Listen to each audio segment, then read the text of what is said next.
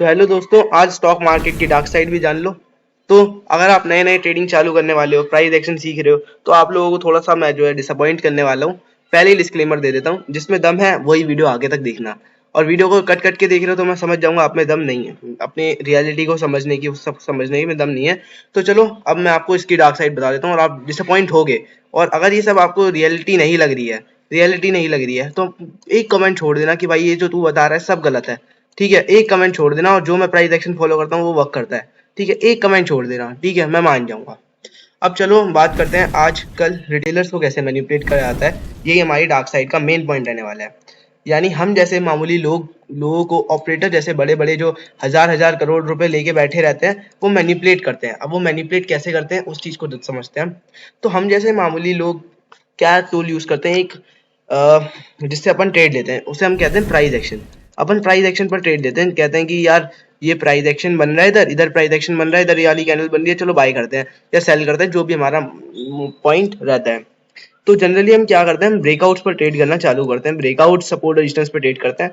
Breakout और support resistance पे अपन trade करते हैं। मेन जो प्राइस एक्शन कंपोनेंट होते हैं वो यही दोनों रहते हैं।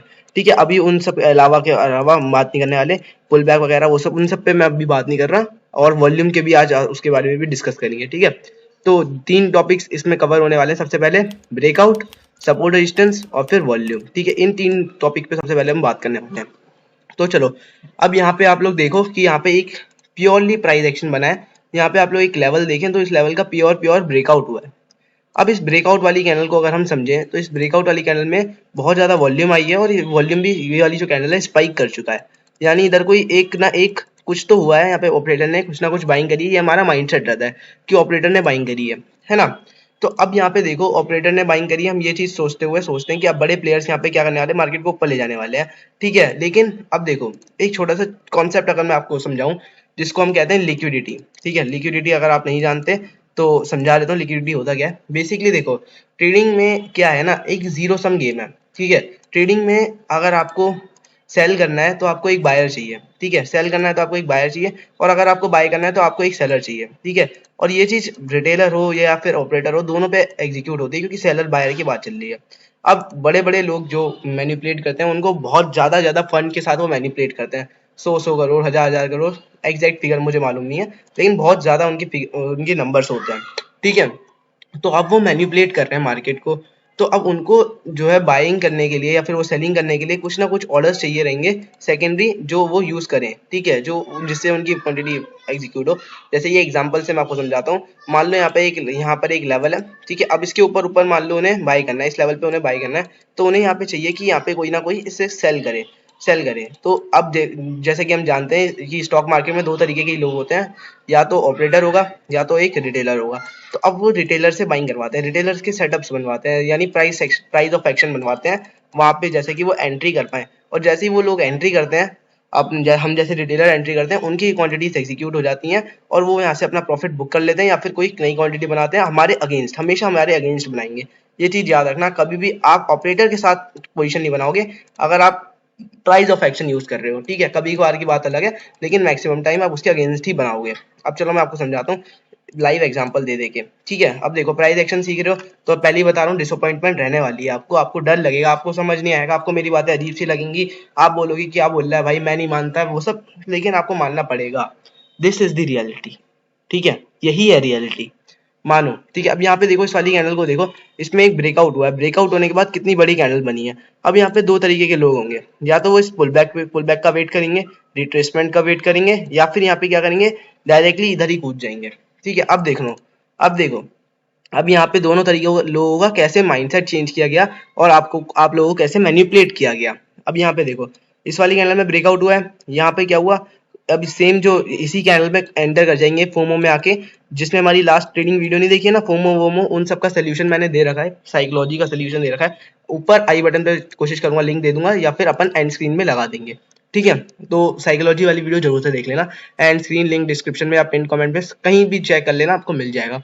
ठीक है, अब यहाँ पे देखो कि क्या हो रहा है। अब यहाँ पे अगर आप समझने की कोशिश करो कि यहाँ पे फोमो में आके लोग एंट्री करेंगे, इस ब्रेकआउट को देखते हुए इधर एंट्री करेंगे।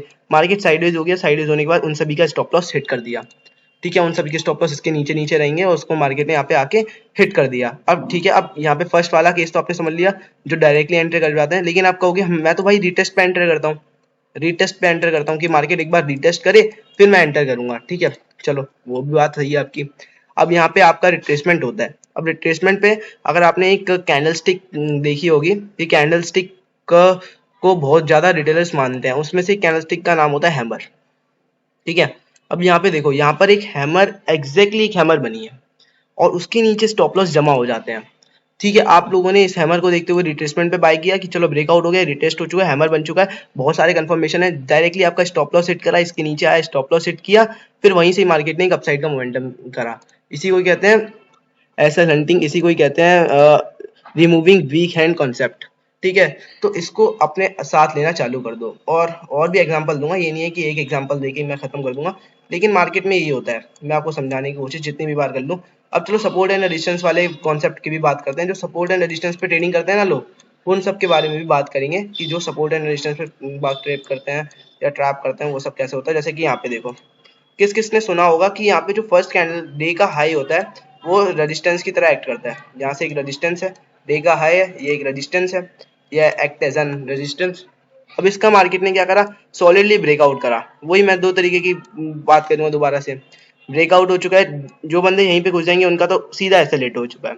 अब जो यहाँ पे रिट्रेसमेंट का वेट करेंगे वो वेट ही करते रह जाएंगे, ना उनकी पोजीशन बन पाएगी और उसके कारण वो क्या कहते हैं, उनकी साइकोलॉजी इफेक्ट करेगी, वो सब इफेक्ट करेगी और वो यहाँ से बड़ी बड़ी कैंडल देखते हुए कि सेलिंग में ज्यादा डोमिनेंस कर रही है, इधर आते हुए सेलिंग करने लग जाएंगे और वहीं से मार्केट पलट जाएगी। ऐसा कुछ होता है, आप लोगों के साथ होता है तो मुझे आप कमेंट कर सकते हो कि हाँ सर ये तो एग्जैक्टली मेरे साथ होता है। और मैं अगली वीडियो में ट्राई करूंगा कि ये सब वॉल्यूम के जो पॉइंट्स है ना, ये सब भी क्लियर करूं कि वॉल्यूम को रियलिटी क्या है। और ये जो आप लोग वॉल्यूम समझते हो ना कि वॉल्यूम के साथ ब्रेकआउट आ गया तो वो रियल ब्रेकआउट है, वो सब तो वो सब फॉल्स है, ये सब कुछ ऐसा कुछ नहीं होता। ठीक है, ऐसा कुछ भी नहीं होता। ठीक है, क्योंकि ऑपरेटर और आपकी दोनों की अगर पोजीशन सेम ही रहेगी और वॉल्यूम एकदम से स्पाइक कर जाएगा तो सेलर कौन करेगा, हवा हवा हवा में थोड़ी ना सेलिंग हो जाएगी या बाइंग हो जाएगी। ठीक है, उम्मीद आप समझ पा रहे होगे, वो जो मैंने स्टार्टिंग में एक लिक्विडिटी वाला पॉइंट समझाया था वो आप लोग समझ पा रहे होंगे। ठीक है, तो एग्जैक्टली मार्केट ने आपकी साइकोलॉजी चेंज करी और यहाँ से आपको दिमाग खराब किया। ठीक है, और यहाँ पे अब आप लोग और दिखाता हूँ, देखो जनरली देखो, अब यहाँ पे आप ब्रेकआउट पे एंटर करें, ठीक है, इधर ब्रेकआउट आया, इधर आप एंटर करें, आपको प्रॉफिट मिल गया। एक आधा दिन आपको ऐसा होगा कि प्रॉफिट मिल जाएगा, लेकिन जो फिर देखेगा ना कि हमेशा ब्रेकआउट काम करते हैं, जैसे कि यार यार लेवल ले लो, इसका ब्रेकआउट हुआ, एग्जैक्टली मार्केट ने आपका ऐसा रेट कर दिया। तो एक आधा ब्रेकआउट काम करेगा, आपको उम्मीद में रखेगा कि हाँ भाई ब्रेकआउट काम करते हैं, पैटर्न्स काम करते हैं, लेकिन हमेशा काम नहीं करते मेरी जान, समझ रहे हो? ठीक है, समझ रहे हो? उम्मीद है समझ पा रहे होगे क्या क्या मैं समझा रहा हूँ। दोबारा से एक बार रिवीजन करते हैं कि क्या क्या हमने समझा। ठीक है, एक बार रिवीजन को एक रिवीजन कर लेते हैं। लिक्विडिटी हंटिंग नाम की चीज होती है, लिक्विडिटी होती है, लिक्विडिटी हंटिंग बोल लो, लिक्विडिटी बोल लो। अब उसमें क्या होता है, एक बायर इज इक्वल टू एक सेलर, एक बायर इज इक्वल टू एक सेलर। इसी वजह से जो ऑपरेटर बड़े बड़े लोग होते हैं वो बड़ी बड़ी क्वांटिटीज पंच करते हैं, थाउजेंड करोड़ क्वांटिटी पंच करते हैं। तो उनके ऑर्डर्स के लिए रिटेलर्स को यहाँ पे क्या करा जाता है, चारा डाला जाता है, एक तरीके से ट्रैप किया जाता है। इसी वजह से ट्रैप ट्रेडिंग काम करती है और इसके पीछे पूरा का पूरा बेस रखा हुआ है ऑपरेटर का। अगर आप ऑपरेटर के साथ हो जाओगे, जिस दिन आप ऑपरेटर के साथ हो जाओगे उस दिन आप पैसा बनाना चालू कर दोगे। और जिस दिन से आप ऑपरेटर बाय कर रहे हो, आप लोग सेल कर रहे हो, तो समझ जाओ आप बहुत जल्दी तरीके से ट्रैप हो सकते हो।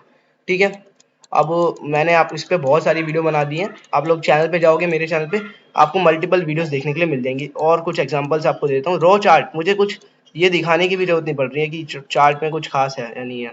अब यहाँ पे देखो, यहाँ पर एक सेकेंड, यहाँ पे तो चलो एक रेजिस्टेंस की तरह एक्ट कर रहा है, लेकिन यहाँ पे आप समझना, अब एक गेम समझना, यहाँ पे एक रेजिस्टेंस पे आया, साइडवेज होके दोबारा से ऊपर गया, तो यहाँ पे भी बहुत सारे स्टॉप लॉस बिल्ड हो जाते हैं। इधर स्टॉप लॉस के कारण यहाँ से नीचे जाती है, उस पर अपन इन डिटेल डिस्कशन करेंगे कि कब मार्केट एकदम बिना ब्रेकआउट करे गिर जाती है। तो उसमें बेसिकली एक निफ्टी का रोल हो जाता है, क्योंकि काफी सारे रिटेलर्स क्या रहते हैं ना कि निफ्टी में ब्रेकआउट हो चुका, चलो बैंक निफ्टी भी कर ही देगा, वो यहीं से एंटर करने लग जाते हैं। उसमें मैं एक अलग से आपके लिए एक पूरी डिटेल डिस्कशन करूंगा उसमें कि कब ब्रेकआउट होता है और कब ब्रेकआउट नहीं होता, कब ब्रेकआउट रियल होता है, कब ब्रेकआउट फॉल्स होता है, वो सब एक अलग कॉन्सेप्ट है। इधर तो मैं आपको सिर्फ वो दिखा रहा हूँ कि प्राइस एक्शन कैसे काम नहीं करता। यहाँ पे आप लोग इधर देख लो, यहाँ पे ब्रेकआउट हुआ, ब्रेकआउट पे आप लोग एंटर करे होंगे, रिट्रेसमेंट पे भी वाले लोग एंटर कर लिए, यहाँ पे वाले लोग भी एंटर कर लिए। इधर यहाँ पे जो है इस वाली कैंडल के नीचे नीचे सोच रहे होंगे अब मार्केट जाएगा, यहाँ पर जाएगा, यहाँ पर जाएगा, यहाँ पर जाएगा। ठीक है, सोच रहे होंगे आप लोग। और वहीं से मार्केट ने क्या करा, खत्म कर दिया आप लोगों को।